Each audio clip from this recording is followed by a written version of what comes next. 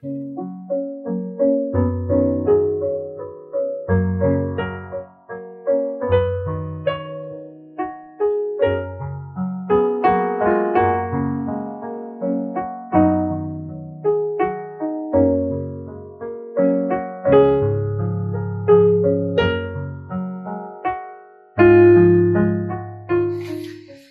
agastanan, I present thank God nga makaupod ko naman kamo sa liwat sa aton online devotion.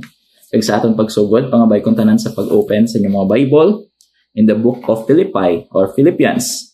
Gabasahon naton chapter 2 from verse 25 to verse 30. Pagatunan naton ang isa ka taho diri nga nagapangalan nga Epaphroditus. So yeah. Ang basa po sa Ginoo, "Yet I suppose it necessary to send to you Epaphroditus, my brother and companion in labor and fellow soldier, but your messenger, and he that ministered to my wants. For he longed after you all, and was full of heaviness, because that ye had heard that he had been sick. For indeed he was sick, nigh unto death. But God had mercy on him, and not on him only, but on me also, lest I should have sorrow upon sorrow. I sent him therefore the more carefully, that when ye see him again, you may rejoice, and that I may be the less sorrowful. Receive him therefore in the Lord with all gladness, and hold such in reputation, because for the work of Christ he was nigh unto death, not regarding his life, to supply your lack of service toward me." Before kita magpadayon, mga muetanay, let's pray. Our gracious God, Heavenly Father, thank you for this day that you have given us the privilege, Ginoo, nga makatuon liwat kami sa imong pulong. Ikaw magagamit sa imong pulong para sa amon kaugalingon, kaya para man, Ginoo, sa people nga palibot namon, Ginoo, kabay that we will do the task, Ginoo, that you have given us. And be encouraged always, Ginoo, to do it with a cheerful heart, Ginoo. And the focus, Ginoo, to please you and to show our love to other people. Thank you, Ginoo. Kag sa liwat ibalik namo sa iyong pagdayaw, kag pagpasalamat, instant pray. Amen. So, puto naton diri sa aton nga ginbasa, makita naton ang Philippian believers, nakita nila ang need ni Paul kaupod sa iya mga nagaupod sa mga disciples, and because of that ginpadala nila ang amo nga person, si Epaphroditus. Kaga nagpadala sila kwarta sa iya, kaga gingamit nila ang amo nga person to go to Paul para mahimun-an man ang ila panginahanglanon. Si Epaphroditus ngaton nga mention diri. Actually, kung tanaw naton ang iya name means charming, lovely, or fascinating, and has at root of his name Aphrodite, the Greek goddess of love and beauty. So, kung tanaw naton ang person nga gin-mention ni Paul, though kung tanaw naton based sa iya nga ngalan, more probably ang iya parents are mga devotee, more probably pagans, nga nag-worship kay Aphrodite. That's why ang ni pangalan sa ilang bata, no? Yet because of the ministry of the Lord, ginlabot ang amo nga individual, kaga nakabaton siya, kag nakilala siya sa Ginoo, and because of that naging parte siya sang Philippian church. I don't know kung taga Philippi gid siya, more probably kay tungod si Aphrodite, do wala man na mention sa Philippi as their god, or as one of those people that they worship, or ang ilang cults na gina-worship, pero more probably si Epaphroditus is a transferee, or nag-transfer siya from one place, kag dire siya nagpuyo kaupod sa mga Philippians, kag diri siya naluwas.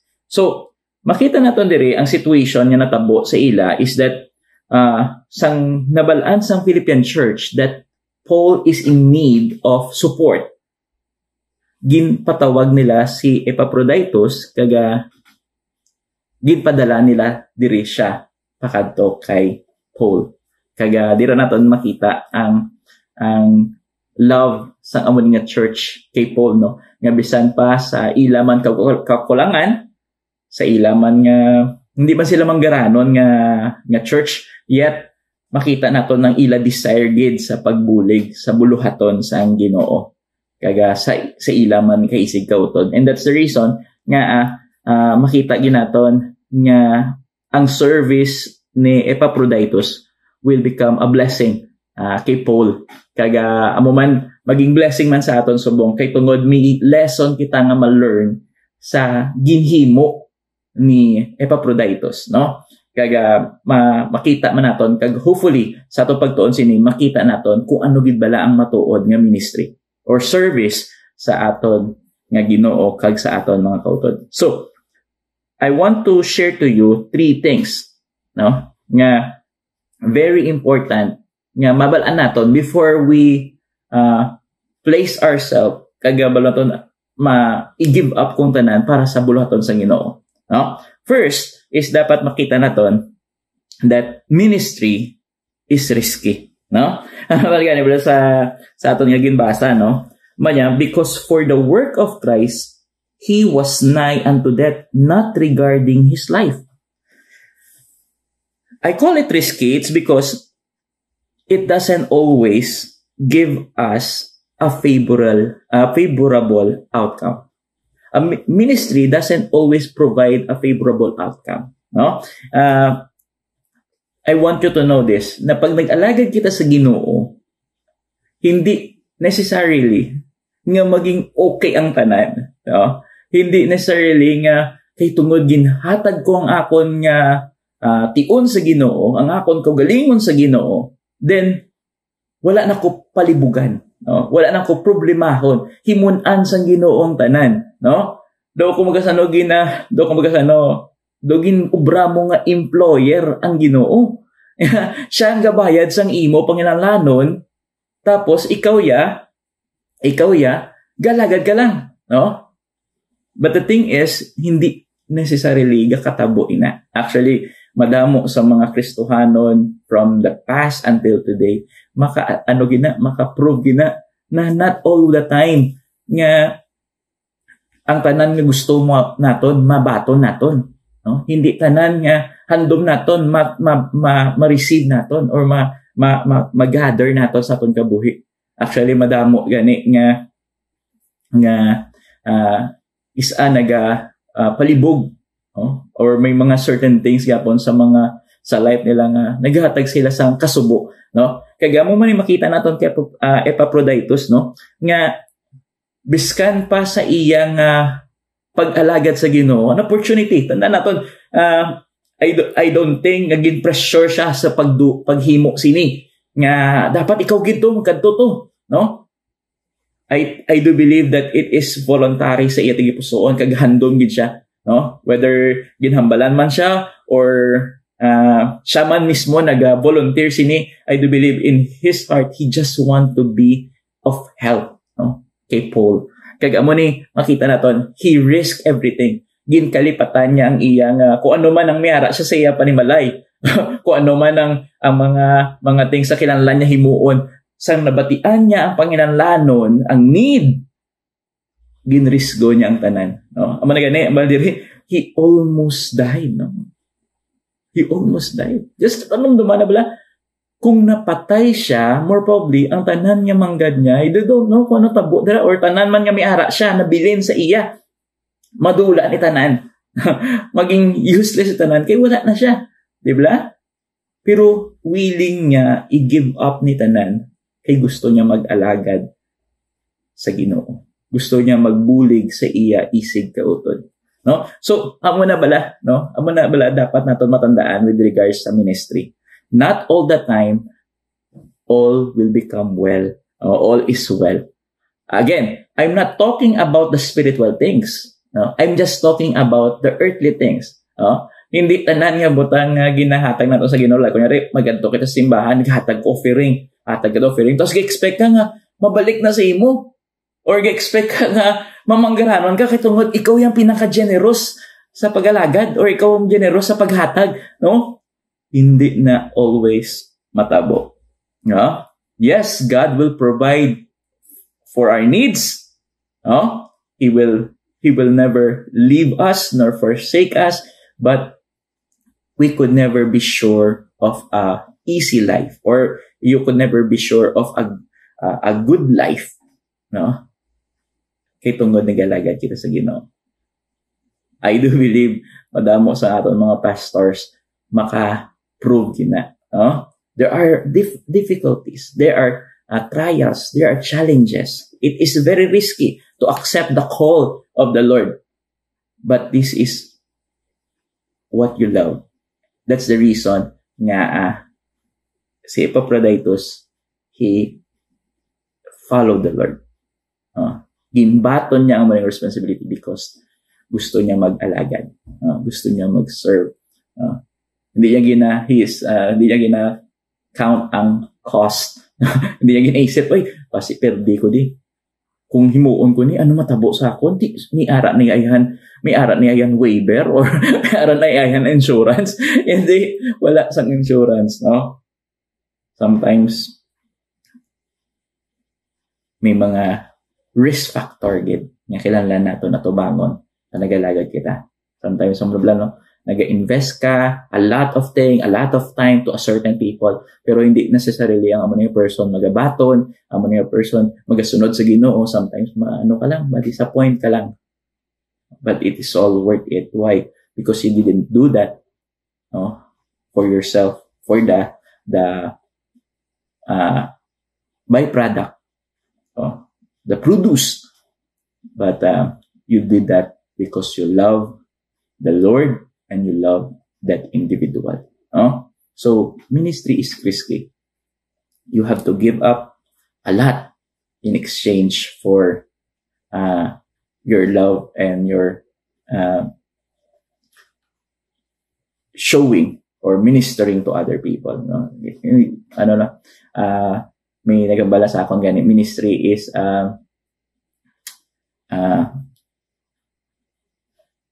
high risk, low reward. Ang mga ganit madamo sa people ngayon, mas better na lang sa ilang maghatag na lang, bahala na kamo ang ubra, no? Kay mas at least hindi masyado ma-risky sa akon, kay I could still do my business. Hatag lang ko sa imo kamo lang na trabaho, no? Pero may mga people nga bisan nagaobra sila, they will have always time nga mag-alagad kag isaga ka kalugi o kaperde or isaga ka ubos sa ila kwarta, yet makapadayon sila sa pag-alagad nga aman because they want to serve, they want to minister, no? So it is by choice. It is choice, it is voluntary, no? So same with Epaphroditus, no? He voluntarily give and risk everything because he want to serve the Lord. So that is what ministry is. The second thing that dapat natandaan about the ministry is that it is difficult. No? Just think about it. Kundiin ang Philippian, kag kundiin si Paul is right now at the time. No? He had to travel a long period of time. Wala sang salakyan or wala sang jeep, wala taxi, wala eroplano. He have to travel by boat or maybe by horse or kung ano man available na transpo. Kailangan i-undergo niya na para lang malabot niya ang iya nga destination kag para ma-provide niyo man ang panginahanglanon sang iya nga utod nga si Paul kag ang iya mga kaupod man, no? So that task itself is so difficult. And sometimes, amo man na sa aton, no? I remember one pastor told me nga sometimes nga ka misinterpret las na aton mga young people nga kay tungod ang ila pastor gwapo, nakabarong, naka-Amerikana, na may magwali, may mga tab, abi nila ang ministry hapos. Kagama naman ba nila nga, ay, nami ang trabaho ni pastor ya, tawkay lang na siya, no? Kada Domingo lang na sa magpakita sa simbahan or kada Domingo ko lang na sa makita, no? O isa balong almost everyday aragala simbahan. Almost everyday kailangan mga muyo, kailangan magbasa sa Biblia para makatuon, para magamit naman sa next na sermon. Kaya hindi nila not necessarily nagakakitaan sa tao kung ano ang ginabuhat sa alagad sa Ginoo, no? Actually, wala man tayo nag-iisip, no? Wala tayo nag-ahambal, kung listahan ay lang ta sa obra, base damo pa ko trabaho kasi sa imo. I do believe ang tao, ang alagad sa Ginoo, hindi na siya mag-isipay, no? Wala siya isip sang iya buluhaton, no? He just do it. Why? Because he loves what he do, no? But it doesn't always ang pag-alagad will be easy, no? Sometimes do nakita lang naton ang peak sang pag-alagad sa Ginoo, or maybe makita lang naton ang mga rewards sa pag-alagad sa Ginoo, makita lang naton ang mga benepisyo sa pag-alagad sa Ginoo, but it doesn't always goes that way. May mga difficulties, kid. May mga misery, may mga pagtilaw, may mga disappointment, may mga weeping moments. Aba na nga bilang pastor, may mga time bala nga gusto mo na mag-give up, no? Pero ang Ginoo nagahatag gyapon sa imo sang encouragement. I remember before ko mag-eskwela sa seminary, madamo sa mga people nga nag-encourage sa akon, but this one youth young student pastor nagstorya sa akon, sigurado ka ma-eskwela ka sa seminary, gusto mo mag-pastor, sigurado ka? Ako, yes, gusto ko. Sige, ginhamba niya sa akon ang tanan tanan nga misery. I don't know sa iya experience, ito bago ko ba lang sa student, pero more probably na accumulate yan tanan nga information from people that he knows about the ministry, kaga as he give it all to me. Doon nagaduwa-duwa na ko bako, pastor gimag ko bala, pero bako sige, I will do it. And every time ganay nga do amo na bala nag-abot na ko sa point nga nagaka-full ka na bala do nagaka ano ka na, galuya ka na, gusto mo na mag-give up. Amo na ang reminder sa ako sa Ginoo, di ba lagi nataga na taka-choice, ginataga na taka-oportunidad to just give up, di ba? Just give up. Pero amo na, nagaka-encourage kaliwat. You choose to serve me, then you need to do it. No, you need to do it. So ministry is not a bed of roses, no? Not a bed of roses. Nga tatawhay lang, pahigda-igda ka lang, pakaon-kaon ka lang, no? Hindi mo na ang pag-alagad sa Ginoo. It's not always about fellowship. It's about serving God, risking everything, no? Para ma-reach mo ginang goal. No? Ma-reach mo ginang goal.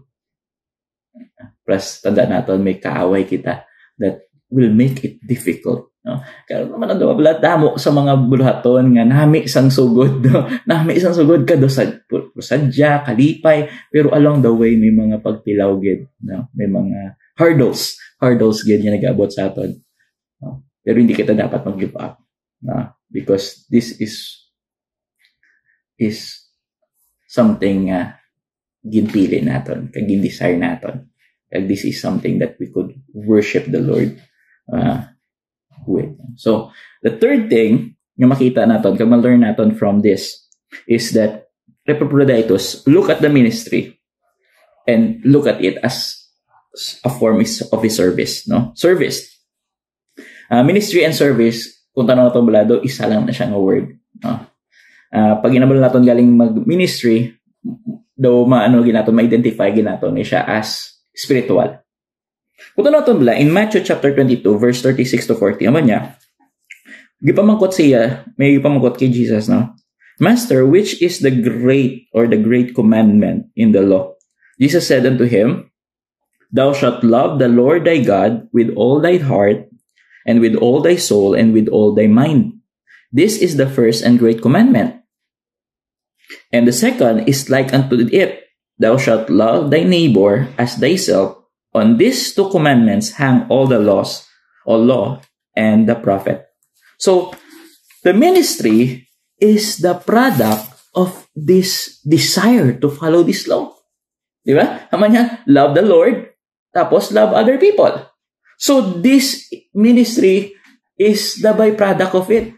So, hindi ka pwede nga hambalon mo, you want to obey the Lord, pero hindi ka nagalagad. Oh? Amo na gani, nga kung Kristohanon ka, matuod sa imo ang imo pagka-Kristohanon, hindi kaya gusto nga magpampungko pamati kag pauli lang. Hindi ka komportable sina.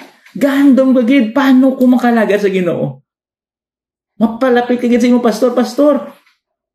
Ano pa da nga area sa akon kabuhi? Or ano pa nga area nga pwede ko makabulig? Di ba? Gandom kagid. Ga-desire kagid. Amo man bla? Si Epaphroditus, damo man guro nga person nga pwede mapadala dito. Pero gusto niya gid. Kaya hindi ni matabo kung hindi man siya naghandom, kag hindi man niya gusto, himuon ni. And that's the reason nga pag-abot niya dito, naging maayo gid siya nga ministry or manug-alagad, servant. Naging maayo gid ang iyang fellowship kay Paul because he loved every moment of it. No, biskan nagluya na siya, biskan nagmasakit na siya, hindi niya gid baso lang Ginoo, kundi naging malipayon gid siya sa pag-alagad sa Ginoo because ano gid ni, handom niya gid ni, no? This is God's command and He wants to follow His command. And that's the reason nga, tandaan natin that it is all service. Ministry is all service, not for your benefit, but for the Lord and other people. So kung ang imo pag-alagad, gapanomdom ka na kung ano ang mabaton ko balik sa akon nga ginbuhat para sa Ginoo, then fail mo. Hindi ka nagalagad sa Ginoo. You are not serving God. You are serving your own self. No? Biskan ano pa ka nami ang imo buluhaton sa Ginoo, biskan ano pa ka kung expect ka something balik sa imo tungod sa imo ginhimo, then it is no longer ministry. No? It's no longer service sa Ginoo. It is for your own service. Ginahando mo balik sa imo. That is wrong.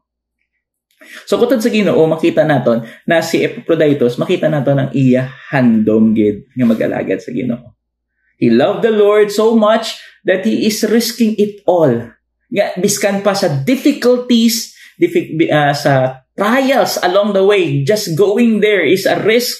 Ibilin ko akong ang akon household, ang akon mga kung ano man ang mayara sa akon, just to be there. Tanda natin, it's a long period of time just going there. Tapos mas-stay ka pa for that moment. Tapos hindi ka kabalo kung ano pa state sang kabuhi nila dito. Hindi ka pa kabalo kung paano sila, ano ginakaon nila dito, ano gininom nila. Yet, nag-travel ka gid para mag-abot ka dito, para mabuligan mo sila sa ilang panginalanon, kay tungod gusto mo mag-alagad, gusto mo makabulig sa ila, kay balaan mo nga ang ila ginabuhat para sa Ginoo. And because you love the Lord, you risk it all. Biskan pa sa difficulties. Kag kung amuna kautol sa Ginoo ang imo nga tigipuson, then more probably God is being worshipped sa imo kabuhi. But if it is not, ang imo concern lang gid is kung anong balik sa imo, then that is not ministry. So, amo ning next na question dire. Why would Epaphroditus do this? Nga gusto niya na himuon. Diba? I do believe na partially share ko na sa inyo through our conversation. Nga kung anong reason. There are two things I want to share to you. The reason that the reason why Epaphroditus and for us to do this, to do the ministry of the Lord, is because of these two very important things. The first one, it is because of love. 1 John chapter 4, verse 7 to 8 says, Beloved, let us love one another. For love is of God, and every one that loveth is born of God, and knoweth God. He that loveth not knoweth not God, for God is love. Why do you serve? It's because I love people. I love my brother. I love the Lord. If that is not your motivation sa pag-alagad sa Ginoo, then hindi na siya permanent. Kung may mag-abot na pagtilaw, makita mo gagawa gina. Pag may pagtilaw gani, nag-alagad ka sa Ginoo, kagang hindi ang motivation mo is your love the Lord with all your heart and with all your mind, with all your soul, then gamay nga pagtilaw, untat ka. Huh?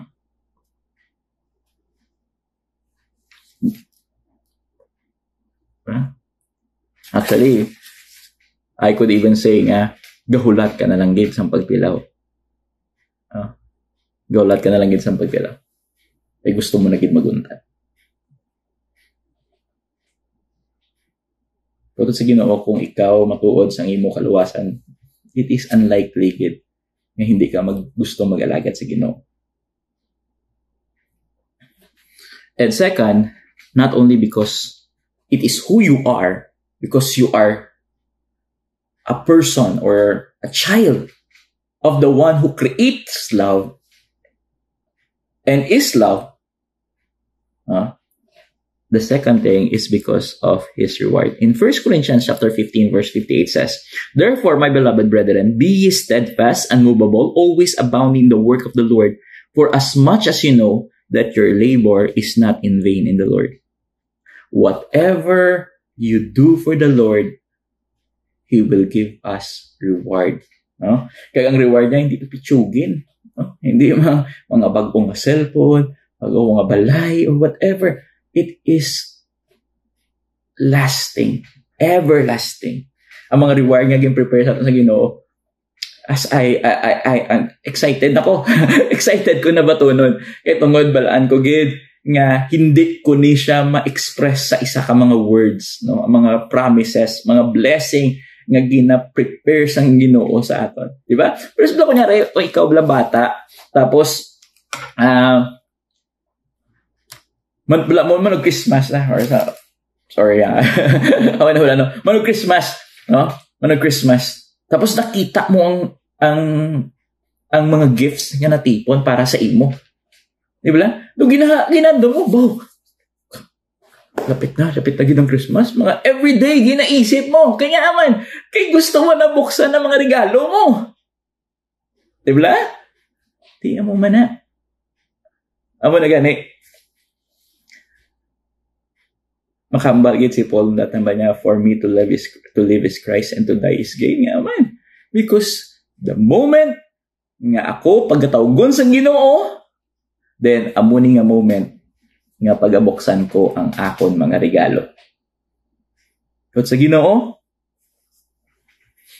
the reward of the Lord is far greater than anything that you have given up sa pag-alagad sa iya. I want you to know that.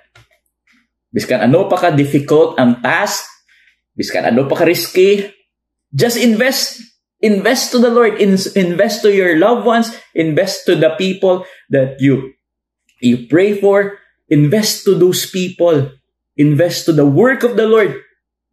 Serve Him with gladness, man, because the reward that is in store for you,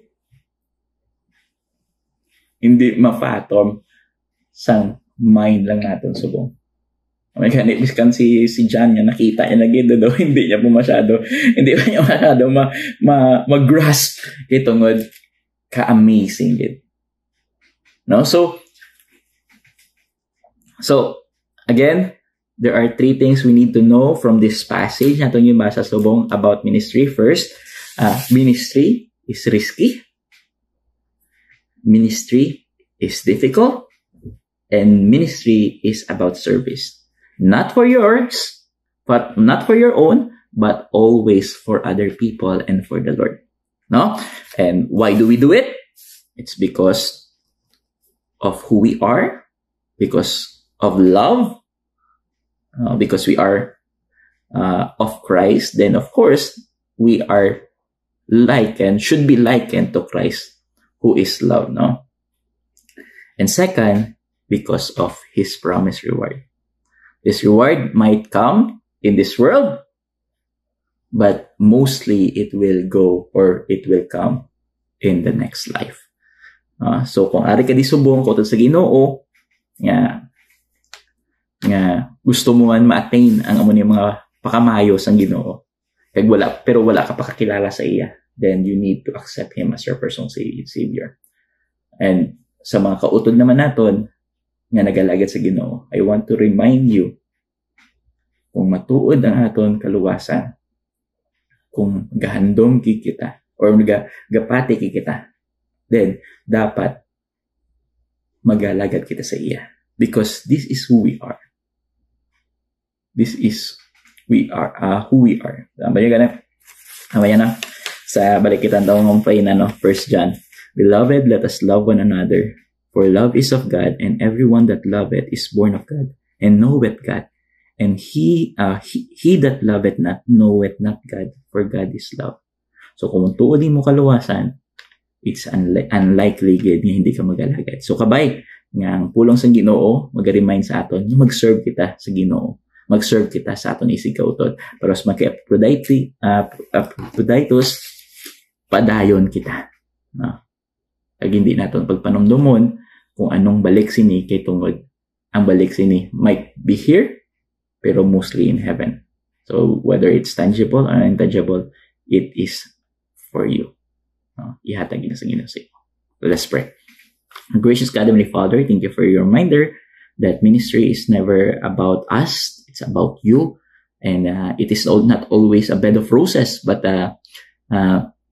it is something hard sometimes, and it's sometimes risky, but we know it is always rewarding, not on earth, but in heaven. A place, Ginoo, where nothing could take that away from us. Thank you, Ginoo. Kagsaliwat kan balik naman sa iyong pagdaya. I pray. Amen.